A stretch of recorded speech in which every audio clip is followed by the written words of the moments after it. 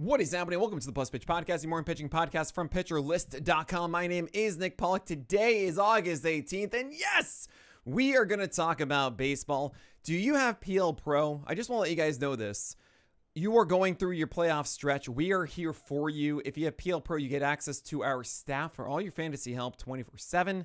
You also get our expected starter table for all starting pitchers, my buckets for 2 weeks of sit and start, which means you can plan for your Sunday next week, among a slew of other tools, and it's the best way to support what we do. So go get PL Pro yearly today for 15% off with promo code podcast in all caps. Go to pitcherlist.com/premium. Use promo code podcast for 15% off PL Pro yearly. And Nabil Crismatt is the lead today for the SP Roundup. It was his first game of the year, and he started in Coors, only threw 62 pitches, and he still came through. What? 5 innings, 1 earned run, 3 hits, 1 walk, and 5 strikeouts. He's a righty with a really good changeup. 10 over 26 whiffs with a 50% CSW, and there really isn't a whole lot else. Now, if he's able to throw the sinker inside to righties, have a decent enough four-seamer like 89 to make the changeup work fine, but I just don't really think that this is anything to note. I don't know how many more starts he's going to get with the Diamondbacks in the first place. He might get the Reds carpet next, which is kind of nice on Saturday, but he's only at 62 pitches. I just feel like you should just chase something else and move on with your life. You have Andrew Abbott against the Reds. As a Red against the Brewers. 7 innings, 0 runs, 4 hits, 0 walks, and 7 strikeouts. He now has a 2.28 ERA with a 1.08 whip across 130 innings. And I apologize. I've done it before already for Andrew Abbott. And boy, was I wrong on him. I certainly don't have him anywhere. And I just didn't expect him to do well in Great American Ballpark without a very good fastball. His changeup and curve just are not really that elite, but they've certainly squeezed out the results that you want from it. It's great, and boy, was I dumb. And we keep starting with Andrew Abbott. Dean Kramer against the Astros got the win. 7 innings of 0 runs, 3 hits, 1 walk-in, 7 strikeouts, 21 whiffs for a gallows pull. Dean Kramer. I call him Dean Werewolf because he's very much back and forth, very much a hipster on your 12-teamers that you really should not go after. It's like 1 out of every 3 is something like this. And I do have to mention that the Orioles pitching staff of Povich, Brandon Young, and Dean Kramer destroyed the Astros this weekend with a .65 whip, a 135 ERA in 20 innings is bonkers. And with Dean Kramer, this was gorgeous. Blake Snell blueprint with 4-seamers and splitters to lefties. And then you have the cutter doing beautiful things also with the sinker down and away. Oh my gosh. It was so nice. I just want Dean Kramer to be like this always. And I just know he won't. 114 pitches. So he's certainly going to be hung over a little bit for his next one too. We see that a lot when guys have their max pitch count in a season. That's when it's over 100 or so. They do have an impact in the next one. Logan Webb against the Rays got the win. 7 innings, 0 runs, 3 hits, 0 walks, 7 Ks. This was great as a result.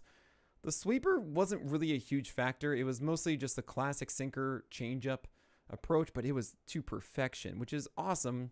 I just don't know how to feel about the sustainability of it, as we haven't seen Webb execute that combo this well for a while, and we know that he's just safer if he has the cutter and sweeper working better. Also to note, Kyle Bland put a really good thing. He must have done it on Twitter and on Blue Sky as well.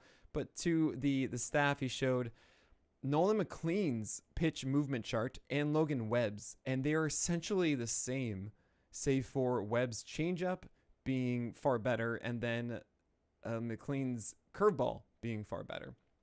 And it's kind of like they need to have a conversation, be like, "Yo, can you teach me the changeup? I'll give you the curve. It'll be great."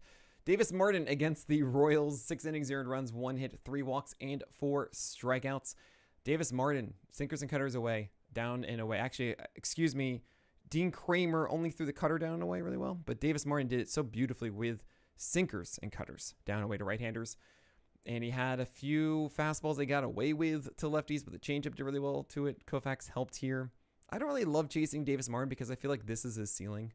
Like, it's not destined to be an 8 strikeout game and 1 walk or something, not like pure dominance. It's just cool, I'm going to hope that I have a good defense behind me and things should go okay. Like, he gives himself a chance each time. He's really a 15-team Toby.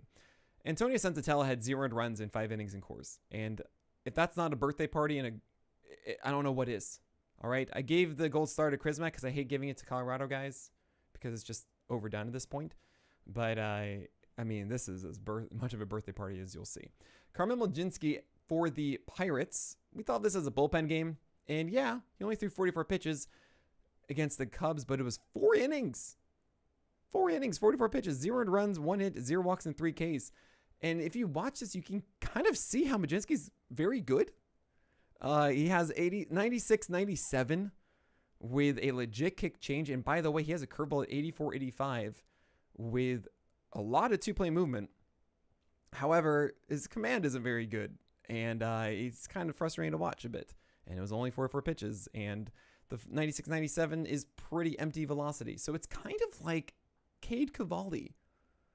Just Cade Cavalli without the kick change, but also Cavalli with much better command of that curveball. And also a little bit more velocity. It is very interesting, though, that like Carmen Mlodzinski and Cade Cavalli are reminding me now of each other. The sinker does have 16 to 17 inches of ride.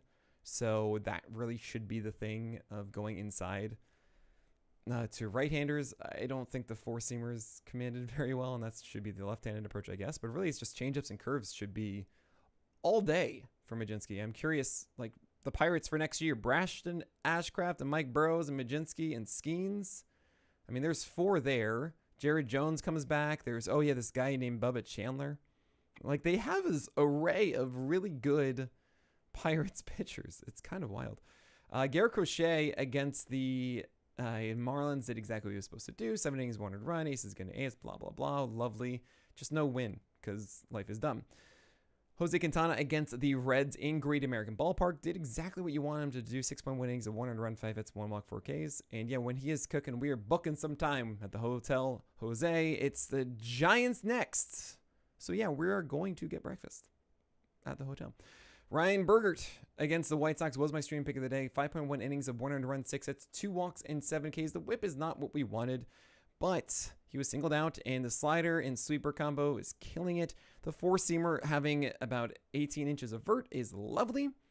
It is an average attack angle, which is good. Paired with high vert normally means you'd have more of a steep angle. He doesn't, which means that high vert is really a surprise vert. And that's why it is effective upstairs, but it's only about 92. If Bergert is able to get that to 94, 95 in the offseason, oh boy! He's got those whiffable breakers as well. And now Bergert will get Detroit, the White Sox, and the Guardians, and I'm kind of tempted. It is in Detroit and in Chicago, which is a little unfortunate because obviously Kauffman is great, but I think I'm down for all of them. I think that Bergert's breakers are good enough, and the four-seamer is also there, and the intent is beautiful with the Blake Snell blueprint. Now, Thomas Hatch, what? You went 5 innings and got a win? You threw 81 pitches? This was supposed to be a bullpen game. We thought it was initially going to be Travis Adams. 5 innings, 1 earned run, 3 hits, 3 walks, 4 Ks. He is sinker slider to right-handers and then cutter change to lefties, and it just kind of worked-ish. I don't think this is good. Okay? Cool. Clay Holmes repaired his home. That is, the Adobe has been patched up. 5 innings, 1 earned run, 5 hits, 1 walk, and 4 strikeouts against Seattle in Citi Field. He threw strikes with all of his secondaries. Like, he was around the edges with everything, and that's not common for Holmes these days. I'd be very cautious starting him against Atlanta next. Will Warren against the Cardinals. 4.2 innings and 1 earned run, 6 hits, 1 walk, and 3 Ks. Only 5 whiffs on 95 pitches. Why are you just not touching the changeup? You threw 1 of them in this game. That should be the lefty approach. Not all these fastballs over the plate like four-seamers. Like, here you go, here you go. No, that changeup's really good. And the sweeper wasn't doing a whole lot to righties as much as we wanted to. Yes, it was a sinker backdoor once again, and the four-seamer's fine. But, well, Warren, like, changeup, high, that's a really, really good offering. Do that. Logan Allen against Atlanta, 4.2 innings and 1 earned run, 5 hits, 3 walks, and 6 strikeouts. 107 pitches. Atlanta's not that great of an offense to face, and Allen did not get things down.